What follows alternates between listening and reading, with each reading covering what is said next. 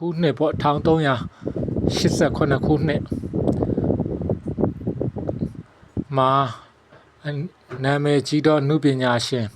အန္တရာယ်ကြုံတွေ့နိုင်တယ်ထပ်ပြီးတော့အန္တရာယ်ကြုံတွေ့နိုင်တယ်ကားနယ်တော်၎င်းအမြင့်မှတော်၎င်းအနုပညာဆိုတာ TikTok ဝါနာရှင်တွေလည်းအနုပညာထဲမှာပါပါတယ် TikTok အနုပညာရှင်ကအနုပညာဟူသည်များအပေါင်းเนาะအနုပညာသမားအပေါင်းတို့ဒီနှစ်ထဲမှာတိတ်မကြခင်မှာအန္တရာယ်တွေဘေးဆိုးတွေကြားရောက်နိုင်ပါတယ်အန္တရာယ်ကြုံတွေ့နိုင်ပါတယ်အမြင့်တနေရာဒါမှမဟုတ်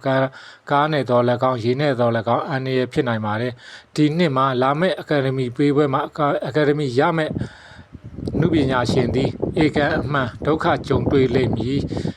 အကယ်ဒမီပေးပွဲမတိုင်ခင်မှာဒုက္ခိတတော်၎င်းအန္တရာယ်ဖြစ်တော်၎င်းကြုံတွေ့လိမ့်မည်အသက်အရွယ်တော့သိမရှိပါဒါတွေဖြစ်လိမ့်မည်